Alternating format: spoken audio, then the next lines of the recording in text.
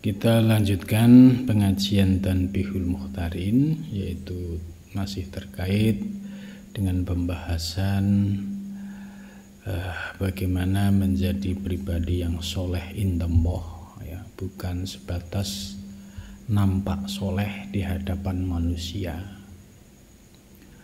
Kalau pengen nampak soleh di hadapan manusia itu paling gampang.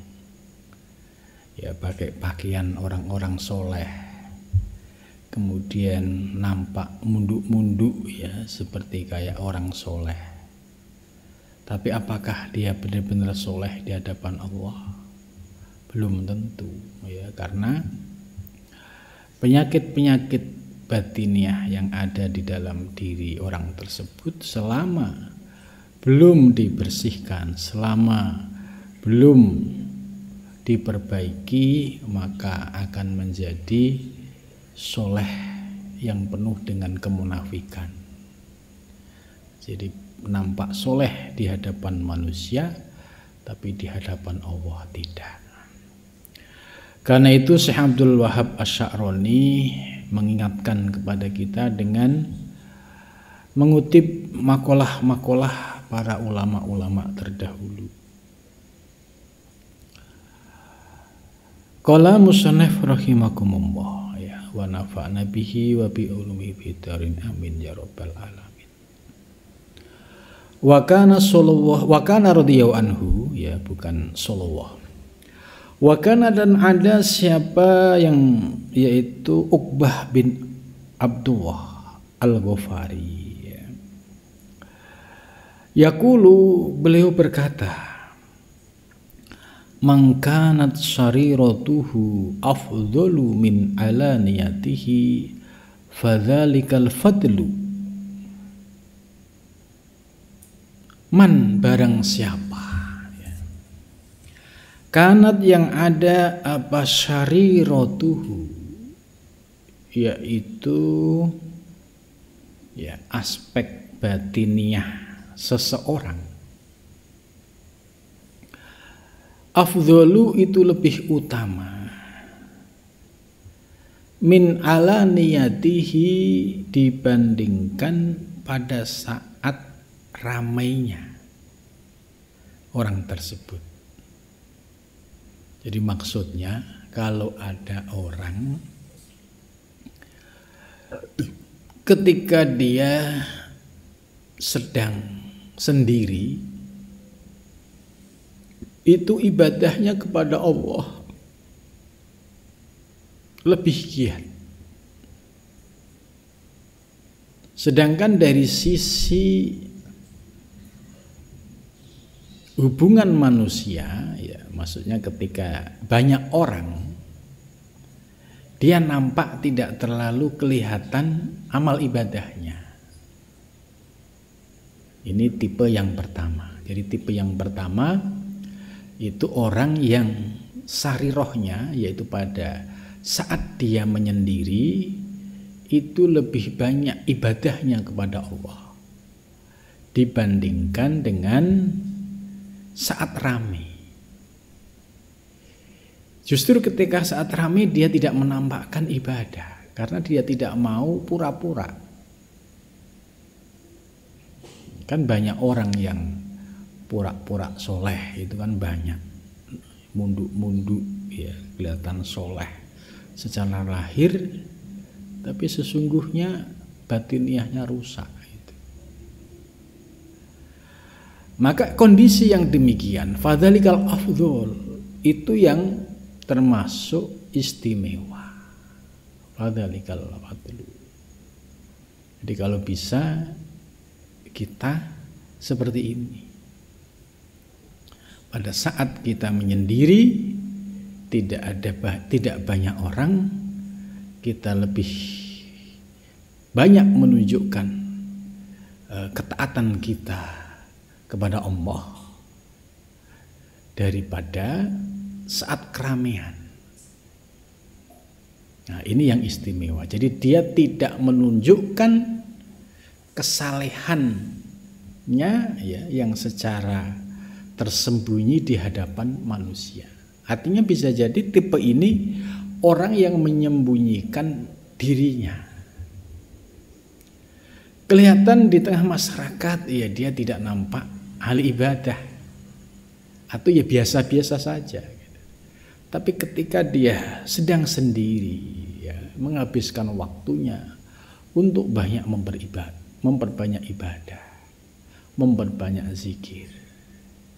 Lah, kondisi yang seperti ini lebih istimewa, ya, dibandingkan dengan orang nampak rajin ibadah secara kasat mata, tapi sesungguhnya ketika dia sendiri males-malesan gitu. Jadi nampak soleh kalau dilihat orang banyak. Sementara ketika tidak ada orang, kelihatan aslinya. Nah, ini yang disebut dengan kemunafikan-kemunafikan yang masih ada di dalam diri seseorang. Gitu. Maka kondisi yang pertama ini kondisi yang ideal bagi orang-orang yang menuju Allah Subhanahu wa taala. Waman tasawat, waman dan barang siapa tasawat yang sama, sariratuhu, apa kondisi ibadahnya pada saat sepi, saat sendiri, ya. Wa alaniyatuhu, dan kondisi saat ramai. Jadi sama. Saat sendiri ya dia istiqomah mengamalkan itu, saat ramai juga istiqomah mengamalkan itu. Jadi tidak aneh-aneh, ya. Tidak caper kepada makhluk, ya. Tidak ingin ibadahnya dilihat oleh makhluk. Jadi dia apa adanya. Gitu.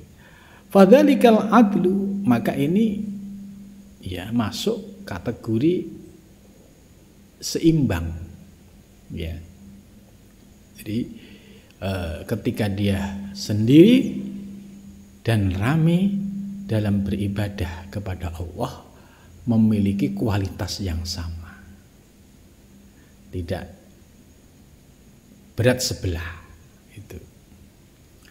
Kalau yang pertama tadi lebih dominan dia menyembunyikan amalnya daripada menampilkan, tapi ini masuk istimewa. Kemudian yang kedua, dia sama, seimbang antara saat sendiri dan saat ramai, ya dia beribadahnya sama, ya. Tidak ada yang ditambah maupun dikurangi. Nah, ini termasuk kategori seimbang. Wa man kana, dan barang siapa ala niyatuhu, yaitu saat ramainya, afdholu itu lebih utama, min sarirotihi, dari kondisi sendirian. Fadzalika aljur, maka demikian itu aljur, ada orang-orang yang ya sesat. Itu. Yang ketiga ini ya jangan sampai diikutin. Nah, apa yang ketiga? Yaitu pada saat ramai orang, ya dia menampilkan kesalehan-kesalehannya, menampilkan rajin ibadah. Sementara kalau tidak ada orang, ya dia nampak aslinya. Itu ketika ada orang di masjid, wah, seolah-olah rajin ibadahnya, sunnah maupun yang fardu. Ketika sendiri, ya boro-boro sholat, ya karena menganggap sholat itu ya nunggu orang, nunggu perhatian orang. Kalau setelah diperhatikan orang baru sholat. Ketika sendiri nggak ada orang, males-malesan, ogah-ogahan. Nah, ini fadzalikal aljur, ini adalah karakter orang yang sesat, orang yang kalau bahasa pesantren itu aljur itu lacut ya, yaitu orang-orang yang sesat jalannya ya. Ini jangan diikuti ya, jangan sampai menjadi yang ketiga. Minimal kita yang kedua, seimbang antara ada orang maupun dalam kesepian. Yang istimewa adalah yang pertama, di saat sendiri dia lebih asik ya beribadah kepada Allah ya, pada saat rame ya dia menampilkan hal-hal yang sifatnya umum yang biasa sehingga tidak menjadi perhatian manusia dan tidak menjadikan perhatian manusia itu menjadi tujuan. Nah, ini yang istimewa. 3 aspek ini kalau kita petakan ini sangat berpengaruh dari faktor keilmuan ya. Contoh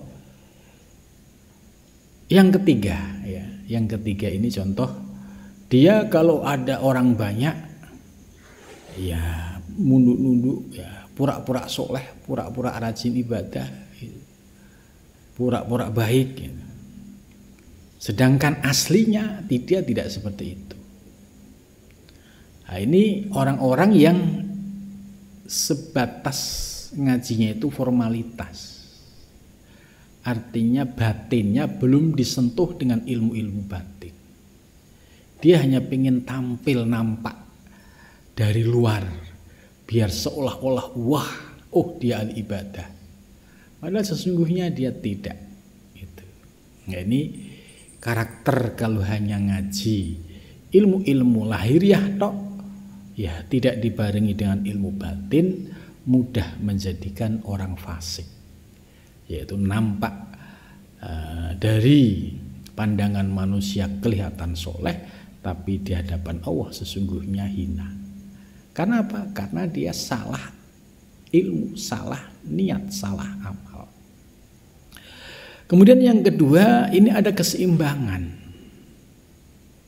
yaitu orang yang sudah belajar fikih, kemudian tasawuf juga dipelajari, diamalkan.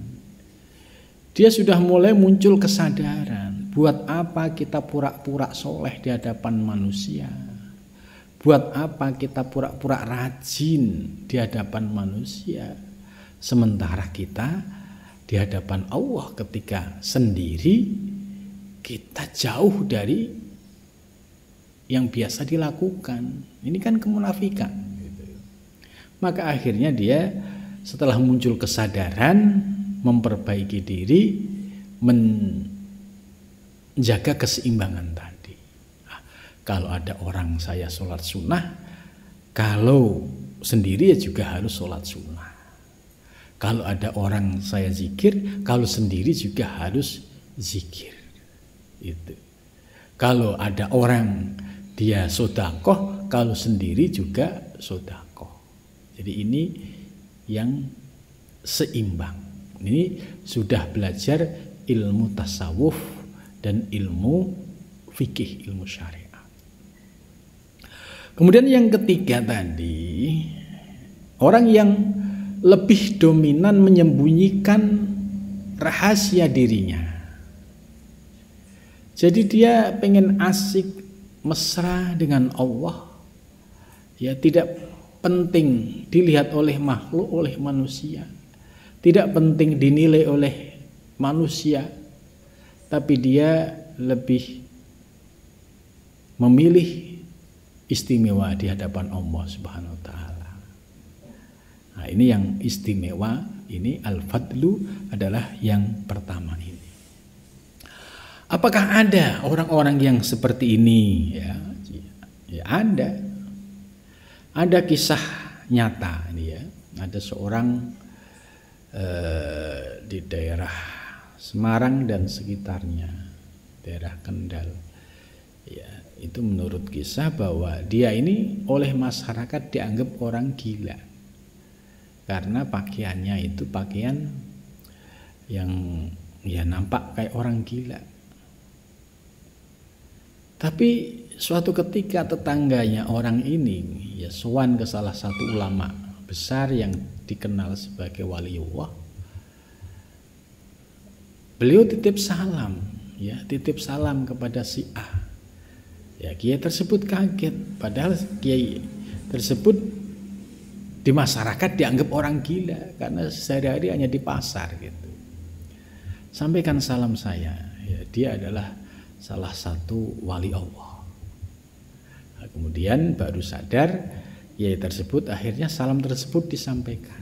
Nah ini artinya tipe yang pertama ini sesuai dengan yang dijelaskan dalam kitab ini. Itu ada orang-orang yang seperti itu. Tapi ini tidak banyak, ya, tidak banyak. Yang paling ideal, yang tertib syariat dan hakikatnya, tertib fikihnya, tertib tasawufnya. Yang kedua ini yang paling ideal, yang seimbang. Secara lahiriah ya kita ibadah sebagaimana umumnya. Tapi batiniah kita sudah mulai mendapatkan pencerahan. Ya sudah berusaha tidak pura-pura di hadapan makhluk. Ya. Tidak pengen hanya sekedar dilihat wah oleh makhluk gitu.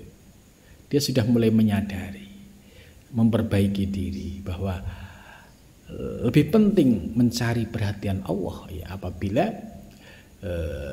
ibadah kita didasari dengan keikhlasan tanpa ada embel-embel pengen dilihat oleh makhluk. Itu.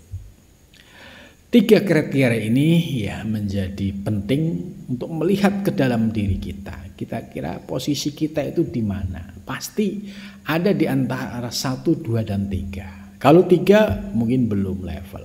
Kedua ya mudah-mudahan. Kalau posisi kita dalam yang ketiga, mari kita perbaiki. Ya, masih ada kesempatan. Tidak ada orang yang menjadi baik itu langsung baik, tidak. Semua membutuhkan proses. Gitu.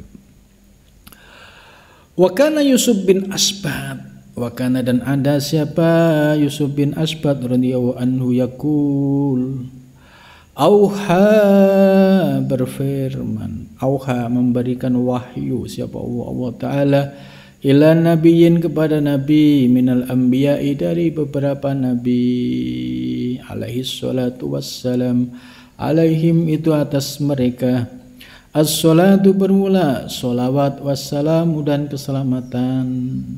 Ini Yusuf bin Asbat ini mengutip ya bahwa Allah memberikan wahyu kepada para nabi. Ya, apa isi wahyunya?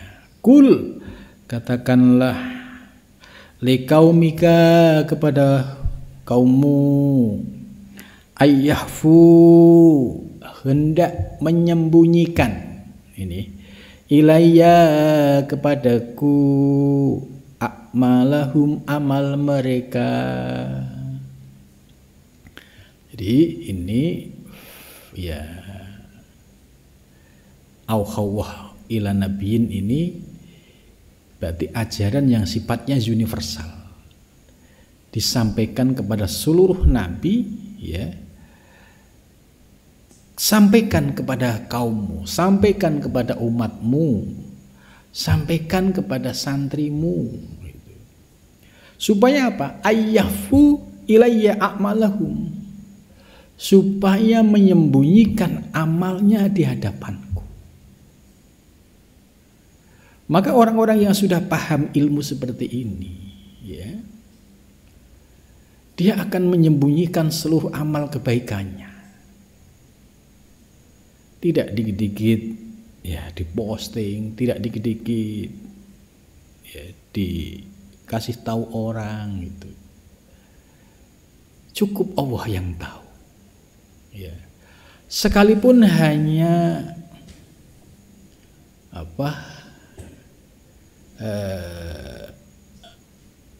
ada batu di tengah jalan kita pinggirin saja. Itu kalau ikhlas ya. Itu menjadi sedekah, menjadi amal akhirat itu. Jadi tidak perlu kemudian semua orang harus tahu tentang aktivitas ibadah kita. Maka kita harus mulai cerdas, jangan sampai ya aktivitas ibadah kita banyak diposting, ya akhirnya runtuh semua. Ya, tidak punya amal di hadapan Allah karena dia sudah dipamerkan di hadapan manusia. Kecuali kalau hatinya sudah kokoh, batinnya sudah kokoh, ya sudah tidak terpengaruh dengan riya, ujub, tapi punya misi dakwah. Ini tidak apa-apa. Tapi kalau masih belum stabil, ya ujubnya masih tinggi, riyaknya masih tinggi, ya lebih baik menyembunyikan diri, menyelamatkan amal daripada meruntuhkan amal. Wa alayya, dan atasku an udhiraha, ya, untuk menampakkan lahum kepada mereka. Jadi bagi Allah itu bisa menampakkan seluruh amal hamba, itu bisa.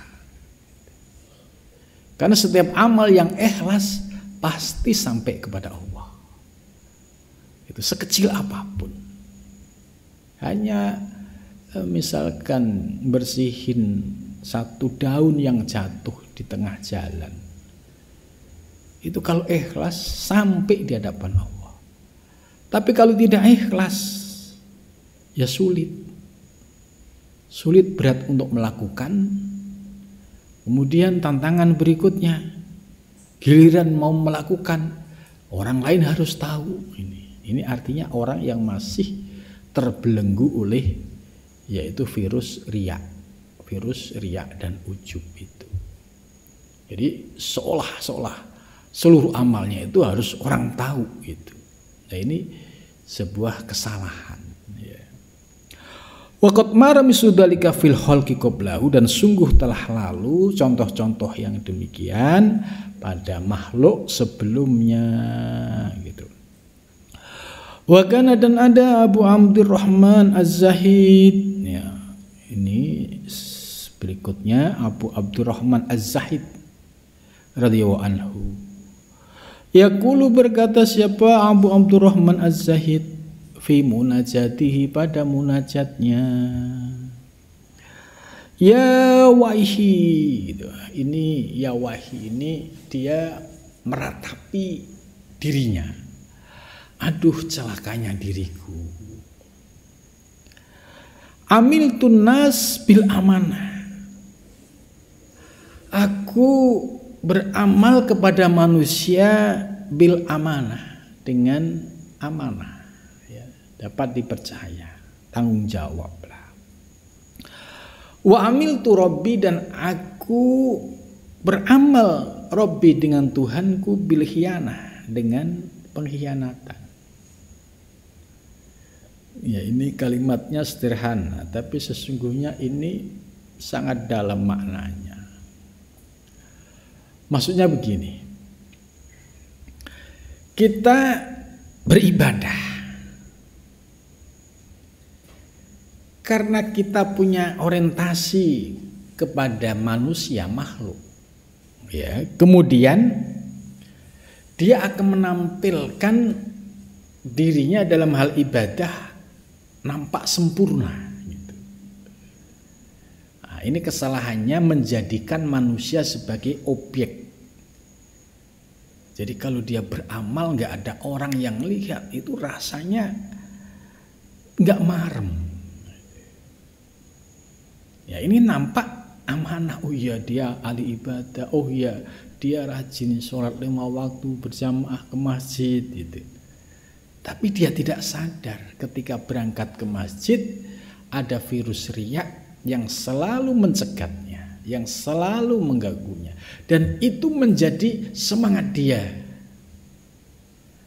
Jadi nampak secara lahir amanah melaksanakan sholat 5 waktu berjamaah, tapi dia berkhianat kepada Allah karena tujuan ibadahnya sholat 5 waktu datang ke masjid bukan karena Allah, tapi masih karena makhluk.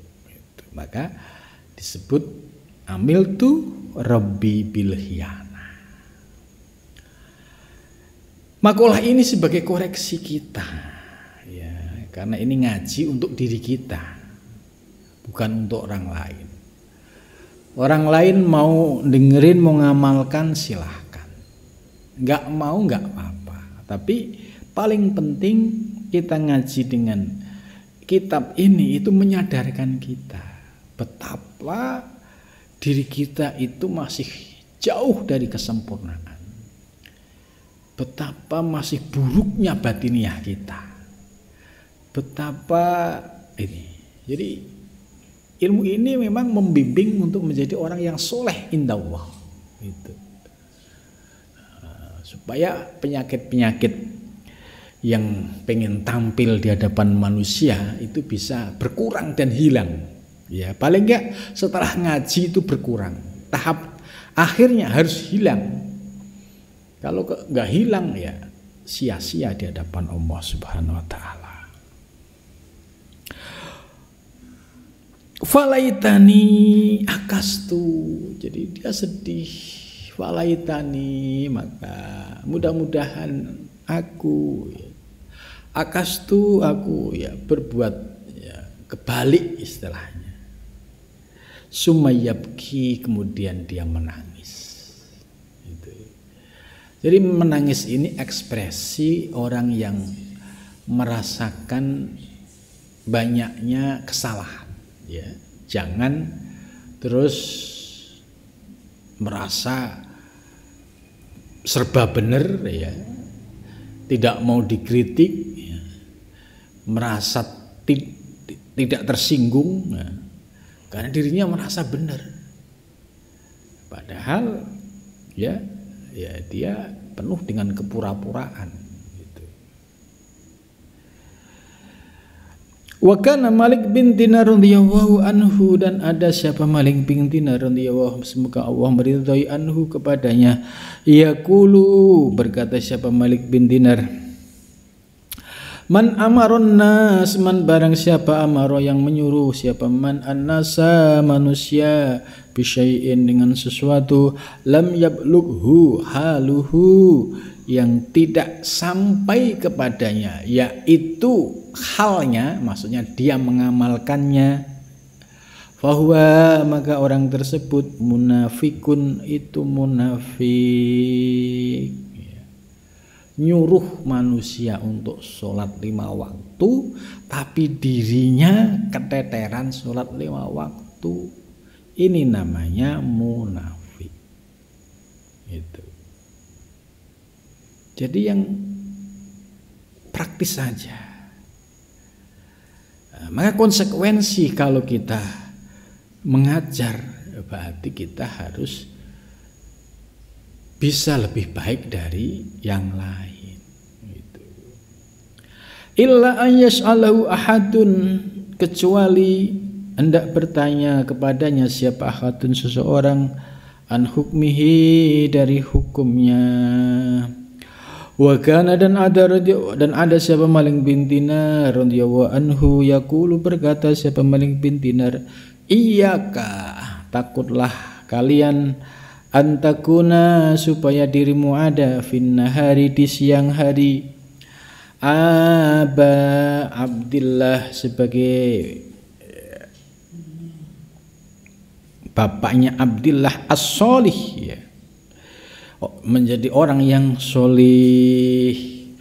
Wa fil laili, dan di malam hari, syaitonun, menjadi setan, tolihun, yang toleh. Beda dikit, soleh dan toleh itu beda. Soleh itu ya benar-benar soleh di hadapan Allah. Toleh itu ya dia nampak sikap tidak mulia di hadapan Allah, itu namanya toleh. Jadi ada anak soleh, ada anak toleh. Kalau soleh itu ya baik lahir batin, tapi kalau toleh itu ya nampak lahirnya tok, batinnya tidak. Itu.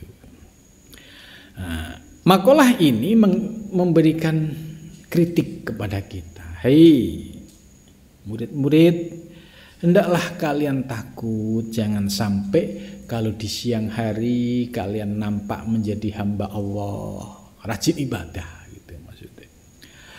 Menjadi hamba Allah yang soleh. Tapi ketika malam hari ya, kalian menjadi setan yang toleh. Artinya mengikuti hawa nafsu, mengikuti langkah-langkah setan. Ya seperti contoh kalau siang nampak di masjid, kalau malam di diskotik. Ya, ini contoh. Ya, malam siangnya nampak soleh, malamnya nampak tolehnya. Wa taqaddama Ibrahim At-Taimi annahu kana yaqul, dan sungguh telah lalu an Ibrahim At-Taimi annahu sesungguhnya Ibrahim At-Taimi ya kana ada yaqulu berkata, ma aradtu ilmi ala amali illa wajadtu nafsi ghairu amilin bima amiltu. Ya, ini Ibrahim At-Taimi juga seorang sufi. Ma aradtu, aku tidak menampilkan alai ilmuku ala amali atas ilmuku illa wajadtu, kecuali aku menemukan nafsi diriku ghairu amilin tidak mengamalkan bima dengan sesuatu alim tu yang aku ketahui. Jadi maksudnya jangan suka menampilkan hanya sebatas ilmu tapi amalnya tidak. Jadi yang ideal antara ilmu dan amal ini benar-benar bisa berjalan dengan baik. Wa kana Zubairah wa huwa a'lam bis-shawab.